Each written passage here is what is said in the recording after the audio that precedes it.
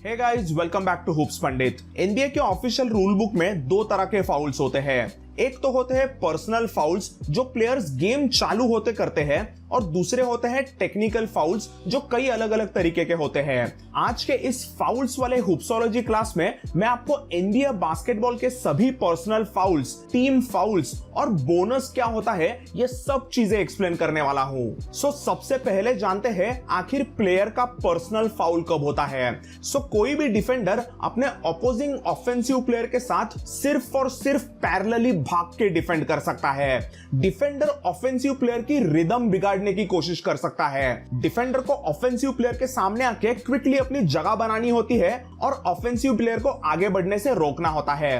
मगर कोई भी डिफेंडर किसी भी ऑफेंसिव प्लेयर के हाथ पर, पैर पर या फिर कमर पर अपना हाथ नहीं रख सकता। वो बॉल को ही छू सकता है। डिफेंडर ने ऑफेंसिव प्लेयर के बॉडी को छुआ तो वो वही के वही पर्सनल फाउल माना जाता है। अभी ये आप ओक्लाहोमा सिटी थंडर के लू डॉर्ट का डिफेंस देखिए। वो लेब्रॉन के सामने अपना हाथ रख के लेब्रॉन का ध्यान बिगाड़ने की कोशिश करता है, बट वो यहां बॉडी को मारेगा तो इट्स अ फाउल, बट वो वैसा नहीं करता। वो एक परफेक्ट डिफेंस करता है। This is ideal defence. But अगर कोई डिफेंडर ऑफेंसिव प्लेयर से बॉल छीनने की कोशिश में बॉडी पे मारता है तो उसे रीच इन फाउल कहा जाता है, क्योंकि प्लेयर बॉल के तरफ रीच करने जा रहा है बट गलती से वो ऑफेंसिव प्लेयर के हाथ को या फिर बॉडी को छू रहा है। So that's why it's called as reach in foul. कई बार जबरदस्त बॉल हैंडलर्स डिफेंडर ने रीच इन करते ही क्रॉसओवर मारते हैं और बास्केट स्कोर कर डालते हैं। इसीलिए बास्केटबॉल में एक कहावत है, you reach I teach. Defender ने रीच इन करने की कोशिश की तो कई बार ऑफेंसिव प्लेयर उस प्लेयर को सबक सिखाते हैं, उसको टीच कर देते हैं। So that's reach in fowls. अब जानने वाली बात यह है कि इस रीच इन फाउल में कोई भी फ्री थ्रो नहीं मिलता। इससे बस प्लेयर पर पर्सनल फाउल दिया जाता है। अब जानते हैं शूटिंग फाउल्स के बारे में। So as it says, shooting foul यानी अगर ऑफेंसिव प्लेयर बॉल शूट करने के मोशन में जाता है और तभी डिफेंडर ने उसके हाथ, पैर या कमर पर मारा तो इट्स अ शूटिंग फाउल। इस शूटिंग फाउल में प्लेयर को 2 फ्री थ्रोज मिलते हैं, but only if player is shooting a 2 point jump shot. अगर प्लेयर 3 पॉइंटर ले रहा है और उस पे फाउल हुआ तो then that's a 3 free throws. समझो प्लेयर ने बॉल शॉट किया और ऐसे करते वक्त उस पर शूटिंग फाउल हुआ, बट फिर भी बॉल बास्केट में चला जाता है तो वो बास्केट काउंट होता है, यानी वो 2 पॉइंट्स काउंट होते हैं और शूटिंग फाउल का 1 फ्री थ्रो शूटर को मिलता है। मतलब 2 पॉइंट्स को 1 फ्री थ्रो मिलेगा। So that's 2 + 1। इसे ही कहते हैं एंड 1।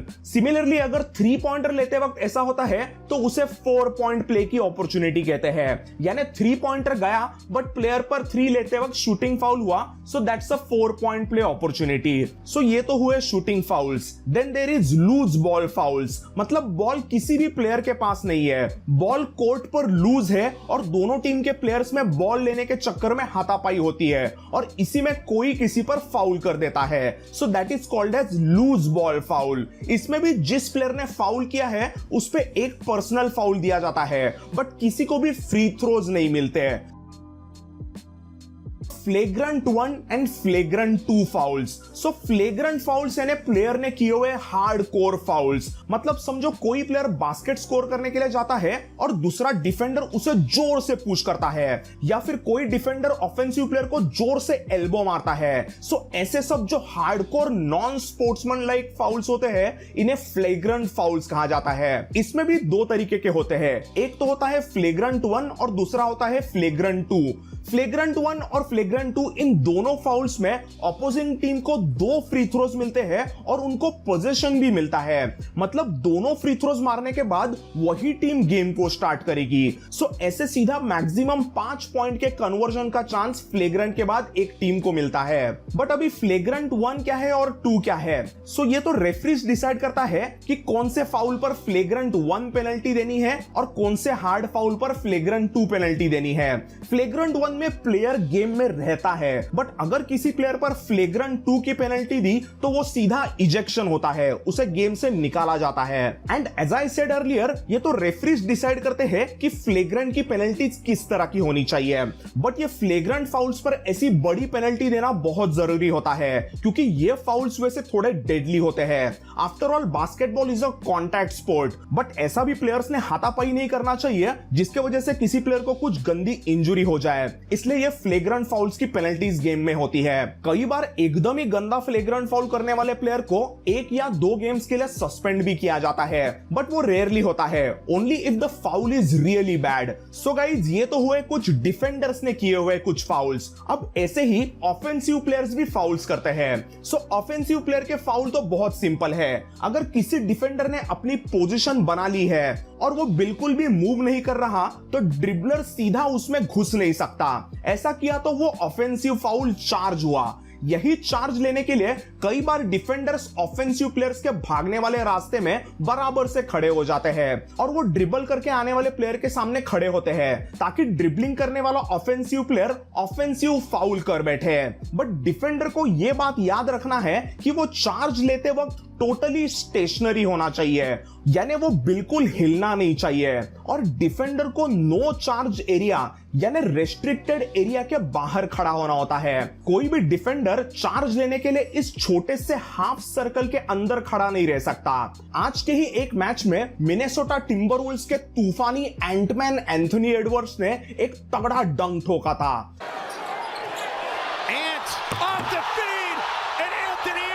यह जबरदस्त डंक इंस्टेंटली ऑल टाइम लेजेंडरी डंक होने वाला था, बट किसी स्टूपिड रेफरी ने इसे चार्ज का ऑफेंसिव फाउल दे दिया जबकि वो नहीं था। सो कई बार एनबीए रेफरीज मैचेस में ऐसे गलत डिसीजन ले बैठते हैं। सो गाइज, आई होप आपको ऑफेंसिव फाउल क्या है ये समझा। सो अब ये तो हुआ ऑन बॉल ऑफेंसिव प्लेयर का ऑफेंसिव फाउल। ऐसे ही ऑफ द बॉल भी ऑफेंसिव फाउल्स होते हैं। सो ड्रिबलिंग करने वाले प्लेयर को जगह मिलने के लिए कई बार फॉरवर्ड स्क्रीन लगाते हैं ताकि बॉल हैंडलर को ओपन लेन मिले।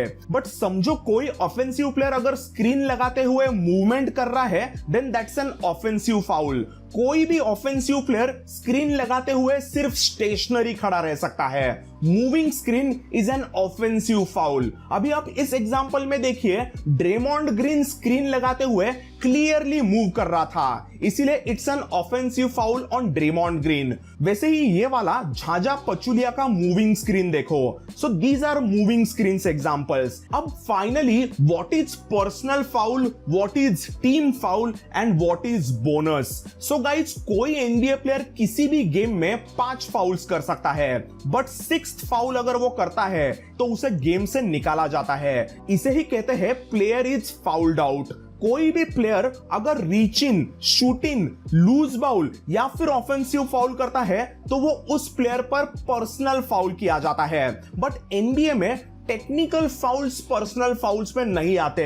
ये गौर से सुनो, अगर टेक्निकल फाउल होता है तो वो पर्सनल फाउल में नहीं आता, बट वो सिर्फ एनबीए में होता है। Technical fouls are counted differently, और टेक्निकल फाउल्स क्या है ये मैं अगले वाले वीडियो में आपको बताने वाला हूं। सो किसी भी प्लेयर ने पर्सनल फाउल किया तो वो टीम पर टीम फाउल में ऐड किया जाता है। किसी भी टीम को एक क्वार्टर में सिर्फ 4 टीम फाउल्स अलाउड होते हैं और 5वें फाउल से वो बोनस में आते हैं। अभी ये एग्जैक्टली क्या है ये समझाने के लिए मैंने मिनेसोटा टिम्बरवुल्व्स वर्सेस फीनिक्स सन्स के मैच का एक एग्जांपल लिया है। सो ये वुल्व्स वर्सेस सन्स का 4th क्वार्टर है और आखिरी क्वार्टर शुरू होता है। कुछ मिनट्स का गेम होने के बाद टिम्बरवुल्व्स के जैरेड वैंडरबिल्ट ने क्रिस पॉल पर रीच इन फाउल किया है। You can clearly see that Vanderbilt यहाँ tries to reach in and take the steal, but वो क्रिस पॉल के बॉडी को मारता है। So that's a reach in foul. So अब ये यहाँ पर जैरेड वैंडरबिल्ट पर पर्सनल फाउल हुआ और मिनेसोटा टिम्बरवुल्व्स का ये पहला टीम फाउल हुआ। Team foul number 1 on Minnesota Timberwolves. इस फाउल की वजह से फीनिक्स सन्स को साइड आउट इनबाउंड करने मिलता है, बट उन्हें रीच इन फाउल के फ्री थ्रोज नहीं मिलते, क्योंकि मैंने पहले कहा था रीच इन फाउल के फ्री थ्रोज नहीं होते, वो सिर्फ शूटिंग फाउल के होते हैं। फिर कुछ 2 मिनट्स के बाद टिम्बरवुल्व्स का एक प्लेयर मैकडैनियल्स डेएंड्रे एटन पर फाउल करता है, बट ये वाला शूटिंग फाउल था, इसीलिए Eton will shoot 2 free throws. अब ये मैकडेनियल्स पर पर्सनल फाउल हुआ और टिम्बरवुल्व्स का ये इस क्वार्टर का सेकेंड टीम फाउल हुआ। इसके बाद में फीनिक्स सन्स का डिएंड्रे एटन टिम्बरवुल्व्स के कार्ल एंथनी टाउन्स पर शूटिंग फाउल करता है। टाउन्स क्लियरली शॉट मारने जा रहा है और एटन फाउल करता है। सो ये एटन का पर्सनल वाला शूटिंग फाउल हुआ और सन्स का फर्स्ट टीम फाउल है। टाउन्स फ्री थ्रोज मारता है और फिर कुछ पोजेशंस के बाद में टिम्बरवुल्व्स का डिएंजेलो रसेल बास्केट करने जाता है तो सन्स का क्रिस पॉल जानबूझ के रसेल के बॉडी पर मारता है और उसे रीच इन फाउल कर देता है ताकि रसेल को इजी बास्केट ना मिले। अभी इस रीच इन फाउल की वजह से वुल्व्स को साइड आउट इनबाउंड मिलता है और अब सन्स के भी इस क्वार्टर के 2 टीम फाउल्स हुए हैं। फिर वुल्व्स का जैरेड वैंडरबिल्ट सन्स के अब्देल नेडर नाम के एक प्लेयर पर रीच इन फाउल करता है। यह भी एक क्लियर रीच इन फाउल था। सो अब ये वैंडरबिल्ट का और एक पर्सनल फाउल हुआ और टिम्बरवुल्व्स का इस क्वार्टर का तीसरा टीम फाउल हुआ।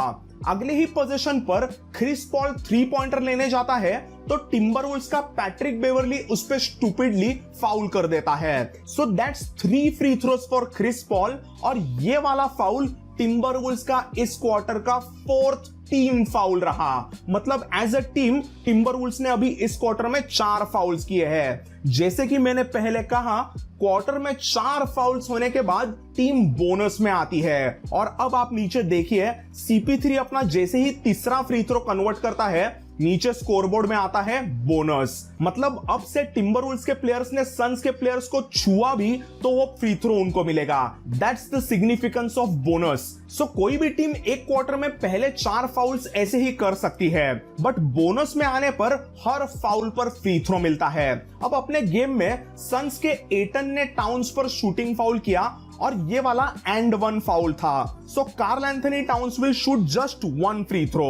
ये वाला उनका 3rd टीम फाउल था, इसीलिए अब तक उनके यहां बोनस नहीं आया है। बट फिर कुछ ही मिनट्स के बाद सन्स के जे क्राउडर ने एंथनी एडवर्ड्स पर शूटिंग फाउल किया। इस फाउल के बाद एडवर्ड्स अपना फ्री थ्रोज लेता है और ये फाउल सन्स का 4th फाउल होने की वजह से आप इस बार नीचे देख सकते हो वुल्व्स के यहां पर भी बोनस आया हुआ है। सो अब दोनों टीम्स बोनस में है। इसी में डेविन बुकर डिएंजेलो रसेल पर रीच इन फाउल करता है। अब यहां पे आपको बोनस का मतलब बराबर से समझेगा।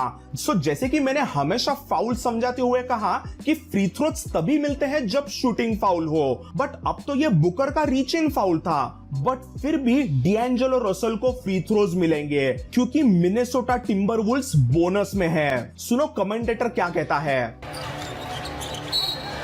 Now Russell gets fouled in the corner. With the Timberwolves going into the bonus, Russell's heading to the free throw line. So guys ये होता है बोनस का बवाल। अगर टीम ने क्वार्टर में 4 फाउल्स किए तो दूसरी टीम बोनस में आ जाती है और फिर हर एक फाउल पर ऐसे फ्री थ्रोज मिलते हैं, चाहे कोई भी तरह का फाउल हो, फिर वो away from the ball foul हो या फिर रीच इन फाउल हो या फिर लूज बॉल फाउल हो। प्लेयर ने अगर किसी को छुआ तो सीधा 2 फ्री थ्रोज दूसरे टीम को मिलेंगे। सो टीम्स को ऐसे बोनस में आने पर संभाल के डिफेंस करना पड़ता है। ऐसे ही इस मैच में एक बार कार्ल एंथनी टाउन्स रिबाउंड लेने जाता है और मिकाल ब्रिजेस पर वो फाउल कर देता है। एक्चुअली ये लूज बॉल फाउल हुआ और इसमें जनरली साइड आउट इनबाउंड होता है बट अभी सन्स बोनस में है, उसके वजह से उसे वही के वही 2 फ्री थ्रोज मिलेंगे। इस गेम के आखिरी मिनट में बुकर ने अपना एक बवाल जंप शॉट मार के सन्स को 3 पॉइंट का लीड दिलाया था बट फिर पैट्रिक बेवरली ने एक क्लोज रेंज शॉट मारा और स्कोर हुआ 95-94। बेवरली ने फ्री थ्रो तो मिस किया बट वुल्व्स को कैसे तो करके ऑफेंसिव रिबाउंड मिला था। और फिर ये देखो यहाँ पर डिएंजेलो रसेल ने डेविन बुकर को एक छोटा सा फेक किया और फिर वो खुद बुकर में घुस के एक्टिंग कर रहा था जैसे कि बुकर ने उसे फाउल किया है। ये नॉनसेंस पहले फाउल दिया जाता था बट थैंक गॉड एनबीए ने अपने रूल्स चेंज किए हैं। अब से ये नौटंकी फाउल नहीं होती। ये रसेल का शॉट नहीं जाता और वुल्व्स क्रिस पॉल को इंटेंशनल रीच इन फाउल करते हैं। क्योंकि अब सिर्फ 19 सेकेंड्स बाकी है। CP3 अपने दोनों फ्री थ्रोज मारता है और लास्ट सेकेंड्स में कैसे तो करके सन्स ने ये मैच जीता था। सो गाइज, ये होता है NBA के गेम के सभी टाइप के पर्सनल फाउल्स। मुझे यकीन है कि इसके बाद आप कोई भी NBA मैच देखोगे तो आपको हर एक फाउल समझेगा। तो दोस्तों, अगर आपको ये वीडियो पसंद आया तो please hit the like button और ऐसे ही बास्केटबॉल कंटेंट के लिए मेरे चैनल को सब्सक्राइब जरूर करें। सो मैं हूं Kedar and I will see you all in the next one. Piece.